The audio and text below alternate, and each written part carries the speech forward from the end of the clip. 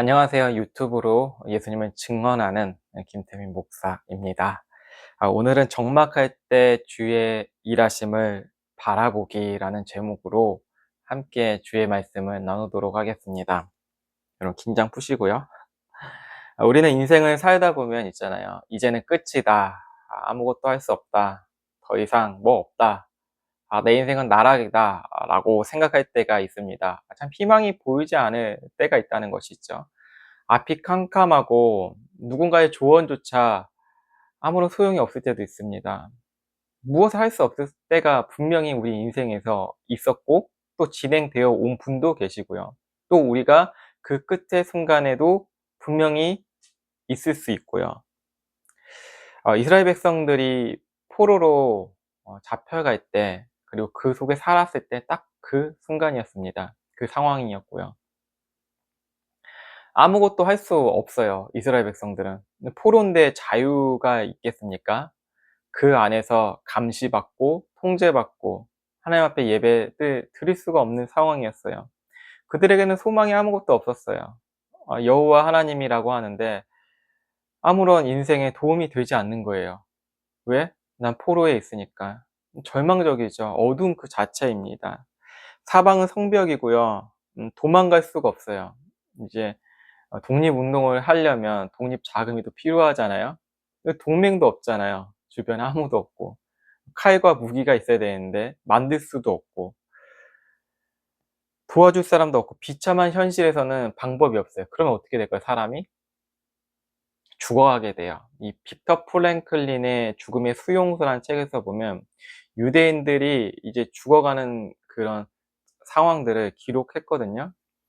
근데 그 안에서 희망이 없고 절망이 찾아오니까 사람들이 무기력해지는 거예요. 근데 그런 사람들을 또 골라서 이 독일의 나치 일당들은 가스실로 데려갔다고 해요. 삶에 의미가 없는 사람들, 그 눈빛이 참 있어요. 이스라엘 백성들도 다 그 상황이죠. 나를 도울 사람이 누가 있겠나. 하나님은 없는 것 같이 보입니다. 오히려 바벨론의 신이 더 세 보이지 않나요? 우리를 지배하는 민족이 바벨론인데 그들이 섬기는 신이 더 강해 보이지 않나요? 예, 마찬가지죠, 우리가. 하나님이 우리에게 대단한 것을 주셔야 되는데 오히려 세상의 사람들이 잘 살잖아요? 그러면 그들이 가지고 있는 돈이 우상이고 신인데 오히려 우리가 그 신을 믿는 편이 더 낫겠다는 마음도 들잖아요? 당연하다는 것이죠. 너무나 당연해 보이고요. 이스라엘 백성들이 바벨론의 신에 좀 이제 곁눈질하지 않을까요? 그래 보이는 게 또 내 삶의 현실에서 의존하는 게 또 좋았을 그런 상황이고요. 이런 인생들을 보시면서 하나님은 이제 쉬고 계시고 이제 주무시고 계신 게 아니셨어요. 하나님은 지속적으로 이사야 선지자뿐만 아니라 많은 선지자들을 통하여서 하나님은 계속 말씀하고 계셨습니다. 본문 1절에 보시면 잉태하지 못하며 출산하지 못하는 너는 노래할지어다. 상고를 겪지 못한 너는 외쳐 노래할지어다. 이는 홀로 된 여인의 자식이 남편 있는 자의 자식보다 많음이라 여호와께서 말씀하셨느니라. 여러분 이 말씀을 들으시면 무슨 마음이 드시는가요? 너무 어렵나요? 어려우신가요? 이 말씀이? 듣는 이스라엘 백성들도 어려웠을 거예요. 출산하지 못한 자가 어떻게 노래할 수 있을까요? 여러분 지금도 우리가 아기를 갖지 못하면 되게 힘들고 우울하잖아요. 계속 시험관도 시도해 보고 그 보약도 먹고 아기를 갖고 싶은데 너무 힘든 그런 난임 부부들도 참 많잖아요. 너무 슬프기도 하고요. 근데 하나님은 이 시대 가운데 포로로 잡혀 있고 독립되지 못한 이스라엘 백성들에게 하시는 말씀이 "출산하지 못한 여인이 있어. 근데 너희들인데 근데 노래를 해야 돼. 찬양을 해야 돼." 무슨 일이죠 이게? "상고를 겪지 못한 너는 외쳐 노래할지어다." 아기를 낳아 본 적이 없는 너희들 노래하라는 거예요. 그때 그 고대 근동 당시에도 중동 시대에도 중동 시대는 아니죠. 중동에도 아기를 갖지 못하는 것을 엄청난 수치로 여겼거든요. 그래서 이제 첩도 들여오고 그랬단 말이에요. 아기를 낳아야 되니까. 대를 잇지 못하면 수치였어요, 가문에요. 근데 이스라엘 백성들에게 하나님께서는 "아무것도 할 수 없는 너희여" 외치라는 거예요. 그러면서 홀로 낸 여인이 남편에 있는 자식들보다 더 자식이 더 많아진대요. 결혼한 사람들보다 홀로 낸 여인이 더 많아진대요. 무슨 말씀이신가요? 하나님께서는 무엇을 말씀하신 거죠? 우리는 이 상황만 보면 '아 뭐야 하나님.' 이렇게 이야기할 수도 있지만 아브라함과 언약을 맺으신 하나님을 기억해 보세요. 하나님을. 그 언약이 계속 이루어지고 있는 거예요. 우리가 하나님 말씀을 볼 때 이 한 가지만 '아 하나님 이거 무슨 말씀하시는 거예요?' 라고 생각할 수 있잖아요. 성경을 볼 때. 오늘 이런 말씀이네. '아 하나님 나에게 무슨 말씀하신 거예요?' 내 인생에서도 그러잖아요. '하나님 나에게 무슨 일이 지금 일어났는데 이거 어떻게 해결하실 건데요?' 기도를 하잖아요. 상황이 바뀐 게 없어요. 근데 우리는 거기에만 이제 집중하잖아요. 하나님은 말씀하시는 거예요. 아브람과 맺은 언약을 기억하라는 거예요. 여러분과 하나님과 맺은 언약이 있잖아요. 그 언약이 아브라함의 언약이라는 거예요. 상황만 바라보면 아브라함의 언약이 뭐든 상관이 없어요. 하지만 하나님께서는 아브라함 언약을 꼭 말씀하세요. 야곱의 하나님, 이삭의 하나님, 아브라함의 하나님 이걸 다 말씀하시는 이유가 뭐예요? 언약을 이루고 계속 계시다는 거예요. 이 언약이 실패된 게 아니고 파기된 것도 아니고 하나님은 신실하시기 때문에 그 언약이 없어질 수 없다는 거예요. 그래서 너희가 아무런 일이 일어나지 않아도 다시 말해 내가 일할 테니 내가 일하고 있으니 너희는 구원의 노래를 찬양하라는 거예요. 이 마치 전쟁에 우리가 나가는 군인들이 있잖아요. 제가 1950년대 그 6.25 전쟁에 관한 그 다큐를 봤는데 거기에서 이제 군인들이 이제 앞으로 행진을 하잖아요, 우리 국군들이. 그리고 양옆에는 꽃을 흔들며 태극기 흔들며 눈물을 흘리시며 이렇게 응원을 하시는 분들이 계세요. 그분들도 함께 나가는 거 아니잖아요. 정작 싸우는 분은 누구죠? 싸우는 분들은 국군이에요. 우리는 응원할 뿐이에요. 간절히 염원하고. 이게 바로 하나님께서 구원하시는 방식이에요. 내가 일할 테니 일하고 있으니 언약을 이루고 있으니 너희는 무엇하라? 찬양하라. 기도하라. 이거밖에 없다는 거예요. 조지 물러는 19세기 고아원의 대부라고 해요. 어떤 분이시냐면 고아원에 아무것도 없거든요. 재정도 없고 근데 오로지 기도와 하나님을 찬양함으로써 모든 재정이 채워졌어요. 그분은 후원을 요청하지도 않았는데요. 그가 한 일은 찬양하는 그런 일밖에 안 했어요. 기도할 수 있는 그 일밖에요. 그때마다 고아원에 있는 필요가 다 가득 찼어요. 어느 날 아침이었어요. 고아원에 아무것도 없는 거예요. 창고에도 먹을 게 없는 거예요. 그때 조지 물러는 아이들과 식탁에 둘러앉아서 기도했어요. 하나님 감사합니다. 우리에게 먹을 것을 주신 것을 감사합니다. 아무것도 없는데요. 기도를 마치자마자 무슨 일이 일어났냐면 똑똑똑 문에서 이제 소리가 들려서 이제 조지 몰러가 나아가신 거죠. 그래서 동네 빵집 주인이 찾아서 말했어요. 오늘 새벽 하나님께서 제게 꿈을 통해 고아원에 빵이 필요하다고 마음을 주셨습니다. 그래서 새벽부터 빵을 구워 가져왔습니다. 조지 물러가 기도하기 전부터 하나님은 계획하셨고요. 조지 물러가 한 일은 약속하시는 하나님을 찬양하는 것이었습니다. 하나님은 홀로 된 여인이 남편 있는 자식들보다 많을 것이라 말씀하고 계십니다. 말이 안 됩니다. 그런 하나님은 여전히 일하시고 계신다는 것입니다. 이스라엘은 포로 상태가 되어서 이제 폐허된 상황이잖아요. 폭격을 맞아서 아무것도 할 수 없어요. 이 폭격을 맞았다는 거는 내 마음에 폭격을 맞았다는 거를 말씀드릴 수가 있어요. 내 마음에 융단 폭격을 맞은 거예요. 뭐 아무것도 할 수 없잖아요. 그들이 할 수 있는 게 아무것도 없는데 인간적으로 여러분 계산기를 두드려 보시면 답이 나오지 않아요. 그게 믿음이에요. 아브라함에게 자녀를 약속하실 때요, 상황이 변한 거는 전혀 없어요. "야 아브라함아, 내가 별과 같이 바다의 모래같이 자손을 많이 이렇게 후손에 줄 거야." 딱 주셨잖아요. 약속을 받았어요. 근데 시간이 이제 1년 지났는데도 아기가 안 생겨요. 하나님 한 2-3년 안에 주시겠지. 그래도 안 돼요. 근데 10 년이 딱 됐어요. 하나님 이제쯤 주시겠지. 근데 10년 때도 안 주세요. 그럼 어떤 마음이 몰려올까요? 근심하겠죠. 걱정되겠죠. '하나님 나한테 뻥치신 건가?' 이런 생각도 들 수가 있잖아요. 이제 또 시간이 지났어요. 이제 어떻게 됐죠? 할머니, 할아버지가 됐어요. 자, 그러면 이제 약속의 기억이 날까요, 안 날까요? 기억은 나는데 아주 희미해지고 '하나님 내가 잘못 들었나? 내가 하나님의 말씀을 잘못 들은 것인가? 내가 누구를 믿고 있었지?' 이런 상황까지 가게 돼요. 네, 여러분 얼마나 고통스러울까요? 아까 우리 말씀을 나눴죠. 1 절에서 아기가 없으면 가문을 잇지 못하면 되게 수치였어요. 그래서 아브라함의 한 행동이 무엇이죠? 하갈을 이제 초청한 거잖아요. 뭐 사라도 있잖아 쳐 데리고 와서. 그래 또 엉망진창이 됐죠. 그 하나님의 약속을 기억하지 않는 그런 상황에서 그런 액션들을 취했잖아요. 하나님은 어떤 우리의 모습을 기다리시냐면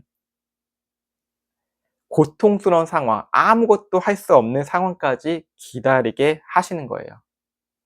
네. 그 일은 창조주 하나님을 기억하게 하시는 것입니다. 왜 창세기에 아브라함이 이야기가 기록되었을까요? 창조주 하나님이라는 거예요. 너희들 아무것도 할 수 없는데 하나님은 하실 수 있어. 무에서 유를 창조하신 분이 누구시라고요? 하나님이시라는 것을 기억하라는 거예요. 여러분 모세 아시죠? 모세. 모세는 어떻습니까? 이집트 왕자였어요. 잘 먹고 잘 살았는데 자신의 동족이 고통에 당하고 있는 상황에서 그 이집트 사람을 죽였어요. 그리고 그가 살인 사건으로 미디안 광야로 도망갔어요. 왕자에서 가난한 신분이 되어 버렸어요. 그의 인생은 끝난 것 같이 보였죠. 나이가 80 세가 되었어요. 노인이 되어 버렸어요. 그가 아무것도 할 수 없을 때 하나님은 그 시간을 기다리신 거예요. 떨기나무 앞에서 하나님이 불 가운데로 오셨잖아요. 임하셨고 그때 모세에게 한 말씀이 이것이었어요. "야 신발 벗어. 신발." 여기 거룩한 곳인데 신발 벗어. 신발을 벗는다는 건 무엇이죠? 자신의 과거의 경험과 기억을 기억하지 말라는 거예요. "야 너가 생각했던 그 방식으로 네가 믿어왔던 방식으로 살지 마 이제." 모세는 그 말씀을 듣고 하나님의 일을 할 때도 의심했으며 연약했지만 하나님은 그를 사용하셨어요. 본문 2절 이하에 보면 내 장막터를 넓히면, 이제 장막터가 어딘지 아시죠? 장막터? 하여튼 넓은 들판이라고 한번 생각해 보세요. 처소의 휘정을 아끼지 말고 널리 펴되 너의 줄을 길게 하며 너의 말뚝을 견고히 할지어다. 텐트 짓는 거예요. 이는 네가 좌우로 퍼지면 네 자손은 열방을 얻으며 황폐한 성읍들은 사람 살 곳이 되게 할 것임이라. 장막터가 사람이 사는 공간이에요. 이스라엘 백성들은 그렇게 텐트에 이동하며 살았잖아요. 유목민이었어요. 장터를 넓히라고 말씀하십니다. 장막을. 그리고 10평에 살았던 사람들이 있을 거 아니에요. 근데 하나님께서는 50평, 100평으로 더 넓히라는 거예요. 아무것도 없는데 뭐 담아야지 있을 넓은 데로 가잖아요. 우리가 혼자 사는 분들이 막 200평, 300평으로 살지 않잖아요. 뭐가 있어야 되잖아요. 뭐 가족이 많거나 그래야지 한 20평에서 우리 30평으로 가자, 이제 50평으로 가자 이렇게 이야기하잖아요. 근데 하나님께서는 아무것도 없는 상태에서 장막을 넓혀라고 말씀하십니다. 그것이 무엇이냐면 그것은 복음으로 함께 살아갈 사람들이 많아질 것이라는 것을 말씀하는 거예요. 해산하지 못한 여인이, 아까 이야기했죠. 홀로 된 여인이 많아질 것이라고 했죠. 자손들. 이 이야기예요. 이 문맥이에요. 처소의 휘장은 텐트인데 유목민이 천막의 휘장을 넓혀 공간을 사용했다고 말씀드렸잖아요. 미리미리 준비하라는 것이에요. 이스라엘 백성들은 약속을 받을 준비만 하면 되는 것이었습니다. 당장 눈앞의 현실만은 믿으며 살아가는 것을 이야기하는 것이 아니에요. 무엇이죠? 하나님의 시선을 믿으며 살아가는 것입니다. 하나님의 시선 안에 있을 때 우리의 믿음의 반경이 넓어집니다. 여러분 아이를 키우신 분은 잘 아실 거예요. 아이가 사는 공간은요, 어린아이가 유치원생이 사는 공간은 다 정해져 있어요. 여기밖에 없고 저기밖에 없어요. 상상하면서 살 수밖에 없다는 것이죠. 행동 반경을 넓히게 하는 분은 누구시죠? 네, 부모님이에요. 부모님이 여행도 가고 맛집도 가게 하고 키즈 카페도 가게 하고 부모의 생각이 더 넓기 때문에 시선이 넓기 때문에 이 아이의 행동 반경이 넓혀질 수가 있어요. 마찬가지입니다. 복음은 하나님의 능력입니다. 우리가 가늠할 수 없고요. 복음은 하나님의 능력과 시선으로 행동 반경이 우리의 믿음의 행동 반경이 넓어지는 거예요. 바로 복음은 듣고 아무것도 하지 않는 것이 아닌 준비하는 것입니다. 자유의 소식을 들은 사람들, 복음의 소식을 들은 사람들은 고립된 사람이 아닙니다. 시체가 아니라는 것입니다. 생명의 복음을 들은 사람들은 움직일 수밖에 없습니다. 행동하는 자유가 있어요. 예수를 믿으면 우리는 고립 속에서 두려워하지 않습니다. 왜냐? 우리 모두가 그리스도의 증인이기 때문입니다. 여러분 3절에 보시면 이는 내가 좌우로 퍼지며 내 자손은 열방을 얻으며 황폐한 성읍들을 사람 살 곳이 되게 할 것임이라. 좌우로 자유로울 수 있다는 거예요. 바벨론의 포로가 되었을 때는 뭐 쇠사슬에 묶여 있고 아무것도 할 수가 없었잖아요. 행동 반경이 짧았어요. 아무것도 할 수 없어요. 여기에 있고 여기에만 있어야 돼라는 것이죠. 뭐 죄수들이 하는 모습들이 그렇죠. 포로가 하는 모습들은 여기밖에 갈 수밖에 없잖아요. 정해진 곳만. 근데 어디에 묶여 있지 않는다는 것입니다. 이스라엘 백성들이 모든 나라, 모든 세계로 퍼져 나간다는 것입니다. 이것은 자유의 복음을 들고 일어난다는 것을 말씀하고 있습니다. 제자들은 예수님께서 고난을 당하실 때 매우 겁쟁이였습니다. 제자 훈련 3년 이상씩 했습니다. 그들은 그 제자 훈련의 3년이 배신이었습니다. 자신의 생명에 묶여있기 때문이었죠. 그러나 사도행전에서 약속하신 성령님이 임재하시고 그들이 하나님 나라로 충만해졌습니다. 복음의 자유를 누리게 된 것입니다. 어느 곳에서도 자신들을 묶어 있을 수가 없습니다. 사도행전은 자유의 복음이에요. 어느 곳에 감옥에 있어도 다 풀려났어요. 복음이 그렇다는 것이죠. 히브리서 11장 38절에는 세상에 감당치 못할 사람이라고 말씀하고 있습니다. 세상을 이기신 예수님께서 함께 있기 때문입니다. 무너졌던 곳이 다시 황폐하고 어려운 곳이 회복되는 일이 일어나게 됩니다. 예수님이 함께 하시기 때문입니다. 죄로 인해 세계 곳곳이 무너지고 불공정이 있잖아요. 그 안에서 예수님을 믿는 증인들로 인하여서 회복되게 됩니다. 그들이 있는 곳에서 영적으로 육적으로 무너진 곳이 회복하게 됩니다. 그것은 하나님 나라가 임하였고 포로된 그들도 자유의 소식을 듣고 자유케 된 것입니다. 4절 이하를 보실까요? 두려워하지 말라 내가 수치를 당하지 아니하리라. 놀라지 말라 내가 부끄러움을 보지 아니하리라. 내가 내 젊었을 때의 수치를 잊겠고 과부 때의 치욕을 다시 기억함이 없으리니 이는 너를 지으신 이가 내 남편이시라. 그의 이름은 만군의 여호와시며 내 구속자는 이스라엘의 거룩한 이시라. 그는 온 땅의 하나님의 일컬음을 받을 것이라. 하나님께서는 일하세요. 창조주 하나님께서 일하세요. 그때 항상 말씀하시는 것이 있으세요. 두려워하지 말라. 두려워하지 말라. 아무것도 보이지 않고 나에게 어려움이 있잖아요. 힘듦이 있잖아요. 그때도 말씀하세요. 두려워하지 말라. 정말 절망적이고 창자가 끊어질 고통이 있잖아요. 정말 아무것도 할 수 없어요. 성경도 읽을 수 없고 기도도 할 수 없고 주님을 바라볼 수도 없고 그때 하나님께서는 동일하게 말씀하시거든요. 두려워하지 말라. 아무 이런 변화가 없어요. 내 삶에. 많은 기도를 했는데도 변화가 없어요. 그때도 하나님께서 말씀하세요. 두려워하지 말라. 두려워하지 말라는 것은 여러분 우리의 선택의 문제가 아니고요. 명령입니다. 두려워하지 말라고 했잖아요. 명령하신 거예요, 우리에게. 두려움은 우리가 끊임없이 싸워야 하는 일이에요. 계속 인생이 두렵기 때문에. 두려우니까 모든 사람들이 모든 위정자들도 그러고요. 서민들도 그러고 뭐 중상층이든 상류층 상관없이요. 다 두려워하며 살아가고 있어요. 두려움이 없는 사람 한 명도 없어요.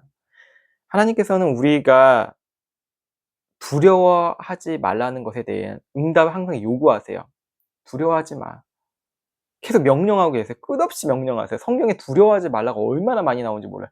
구약에도 나오고 신약에도 나와요. 두려워하지 말라. 우리가 두려워하는 이유는 수치 때문이에요, 수치. 나이에 따라서 우리나라는 특히 그렇잖아요. 10대 때, 20대, 30대, 40대, 50대, 60대 이쯤 되면 무엇을 이루어야 되고 이쯤 되면 뭐를 해야 되고 이루지 못하면 실패자고 루저고 패배자고 사람들의 눈치 신경 쓰이고 이게 우리나라의 우상이에요. 하나님은 그 가운데서 말씀하세요. 그 나이 보지 말고 두려워하지 마. 너 나이 보면 절대 안 돼. 두려워하지 마. 나를 바라봐. 두려워하지 마. 왜 두려워하지 말라고 하나님께서 말씀하실까요? 창조주가 누구인가를 기억하라는 거예요. 창조주가 누구일까요? 전도서에서 많은 것을 누린 솔로몬이 다 이야기하잖아요. 결국에는 창조주를 기억하라고 이야기했어요. 너네 두렵잖아? 창조주를 기억해라. 희망과 삶의 모든 것을 잃었을 때도 창조주를 기억하라 그랬어요. 창조주는 누구이십니까? 예수 그리스도이십니다. 삼위 하나님은 함께 이 우주를 창조하셨어요. 빛 가운데 함께 계셨고요. 그 가운데 있으셨기 때문에 우리를 잘 아세요. 잘 아시는 분은 우리에게 항상 말씀하세요. 두려워하지 마. 세상에 많은 말들이 있잖아요. 하나님을 모독하고 하나님을 요즘에 되게 하나님을 오독하더라고요. 오독하다는 말은 어떻게 말씀드려야 될까요? 하나님을 오해하면서 모독하고 있어요. 내가 믿는 하나님이 맞다. 이러면서 정죄하기도 하고요. 그런 하나님 없다. 다양하게 자기의 신학을 이야기해요. 그치만 우리가 그런 것들을 막 들려오잖아요. 하나님 모독하는 소리들을 막 들려오고 그러면 우리 스스로 위축돼요. '아 나는 신학을 하지 못했어. 저 말이 맞을까? 하나님은 없대.' 그런 다큐멘터리도 있어. 성배와 성혈이라는 뭐 다큐멘터리도 있어. 야 그거 보니까 예수님이 결혼했다더라. 80세까지 장수하고 그리고 예수님의 후손들도 있대 프랑스에. 이렇게 이런 이야기들이 많잖아요. 제가 그 이야기를 한 20년 전에 들었는데 요즘에도 또 이제 다큐로 또 유튜브에 또 놔두고 있더라고요. 이런 이야기 참 많은데 그때 그 순간에서도 두려워하지 말라고 말씀하십니다. 왜? 하나님은 예수 그리스도를 통하여서 우리를 새롭게 창조하셨어요. 창조자 하나님은 우리를 죄에 빠지고 죽어있는 존재를 어둠에 있는 존재인 우리를 다시 새롭게 창조하셨다는 것입니다. 그래서 우리는 언약을 기억해야 돼요. 아브람과 맺으신 그 언약. 엄청난 힘듦과 아픔과 역경 가운데 있어도 창조주 하나님이 나와 함께 하시다. 그리고 지금도 우리에게 두려워하지 말라라고 말씀하시는 그 하나님을 봐야 된다는 것입니다. 지금 어렵잖아요. 모든 게 어려워요. 경제 위기죠. 정치적으로 불안정하죠. 이 가운데서도 하나님은 우리에게 두려워하지 말라 말씀하시고 그리고 믿음의 반경대로 준비하고 행동하라는 것입니다. 믿음의 반경을 넓히시고 선포합시다. 어려울 때일수록 더 행동합시다. 그게 능력입니다. 우리에게 주시는 능력을 우리에게 부어주실 그 능력을 바라봅시다. 그 믿음으로 우리는 승리할 것입니다. 그리고 승리를 하신 하나님을 바라보면서 누릴 것입니다. 여호와 니시 하나님을 바라보는 저와 여러분 되시길 예수 그리스도의 이름으로 축복합니다. 기도하시겠습니다. 하나님, 우리의 힘으로 감당하지 못할 것들이 너무나 많습니다. 인생의 짐이 참 무겁고요. 인생의 짐을 보면 또 근심되고 두렵습니다. 사는 게 너무나 두렵습니다. 어떻게 살지 몰라서 어 다양한 서적을 읽어보고 그리고 강연을 들어봅니다. 그래도 시간이 흐르면 두렵습니다. 아무것도 할 수 없습니다. 그때 하나님 말씀하십니다. 두려워하지 말라. 내가 너를 세웠고 너의 장막을 넓히 펼쳐라. 그곳에 채워주겠다. 하나님은 복음으로써 우리를 채워나가신 것을 우리가 말씀으로 깨달았습니다. 하나님, 우리가 그 말씀 안에서 호흡하게 해주시고 답답한 이 현실 속에서 말씀으로 호흡하게 하여 주시옵소서. 주님만이 우리의 생명의 근원이시고 사람의 말보다 하나님의 말씀을 더 기억하며 경외하게 하여 주시옵소서. 모든 것에 주님께 속하였습니다. 감사하며 살아계신 예수 그리스도의 이름으로 간절히 기도 올려드려나이다. 아멘.